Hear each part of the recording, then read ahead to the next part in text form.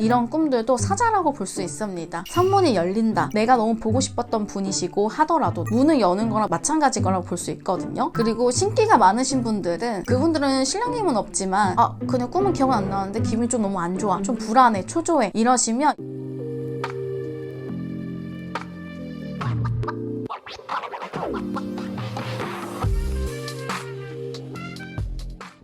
안녕하세요. 무당 서하신녀입니다. 꿈을 잘못 꾸고 나면 하루가 망치죠. 불안하고 무슨 일이 생기면 어떡하지? 초조한 분들 너무 많죠? 그러면서 꿈의 몽을 많이 찾아보시기도 하고 주위에 있는 분들이 많이 물어보시기도 해서 꿈의 몽에 대해서 좀 오늘 얘기를 해보려고 합니다. 오늘은 죽음을 암시하는 꿈에 대해서 얘기해보려고 해요.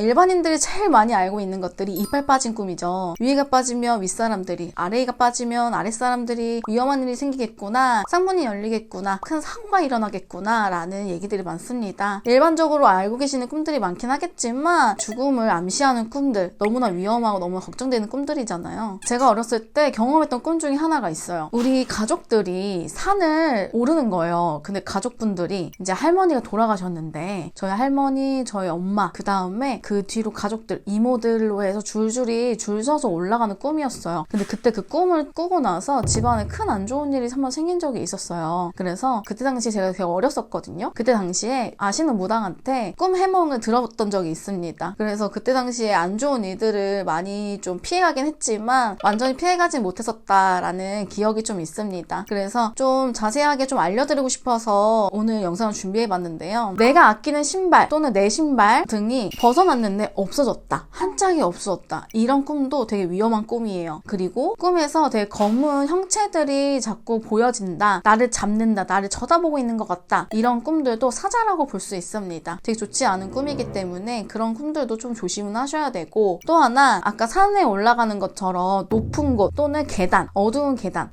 끝을 올라가면서 문이 하나 있는 듯한 그런 분위기의 꿈들도 위험합니다. 이게 높은 데 올라가서 내가 뭔가 문을 연다고 했을 때는 이런 문을 열므로써 산문이 열린다 또는 내가 가는구나 처럼 볼 수도 있기 때문에 문을 절대 여시면 안 돼요. 올라갔다가도 다시 내려온다거나 아니면 멈췄다거나 차라리 그런다고 하면 좀 피해갈 수는 있지만 열어버리는 순간 이런 상문은 쉽게 정리하기가 좀 힘들어요. 그래서 바로 무당을 찾아와서 어떻게 해결을 해야 되는지, 임시형편이라도 어떻게 좀 피해갈 수 있는 부분들을 해결하셔야 됩니다. 그렇지가 않다고 하면 정말 그냥 그대로 맞을 수 있기 때문에 그 부분도 좀 조심은 하셔야 돼요. 그리고 배를 타는 꿈, 이런 강가에 내가 혼자 있는 꿈, 이런 것들도 조심하셔야 돼요. 내가 그거를 타고 쭉 가버린다고 하면 그것 또한 문을 여는 거랑 마찬가지 거라고 볼 수 있거든요. 그리고 또 죽으신 분들이 나를 부른다. 이 귀신들은 말을 하진 않아요. 그래서 손짓으로 자꾸 부른다거나 나를 오라고 하는 듯한 그런 느낌, 분위기를 받는다고 하면 절대 가시면 안 돼요. 빨리 내가 뒤로 돌아서 가고, 내가 너무 보고 싶었던 분이시고 하더라도, 내가 너무 사랑했던 사람이어도 따라가시면 안 된다. 그걸 잡는 순간 정말 안 좋은 일들이 암시될 수 있기 때문에 조심해 주셨으면 좋겠어요. 이게 죽은 사람들, 나의 측근들이 나타난다고 하면 도와준다라고도 볼 수 있어요. 그렇기 때문에 그 암시를 잘 받아들여야지 그걸 잡아버리면 안 됩니다. 그리고 신기가 많으신 분들은 꿈으로 많이 알려주시기도 해요. 그분들은 신령님은 없지만 이런 조상들이 나에게 자꾸 너 좀 조심해라,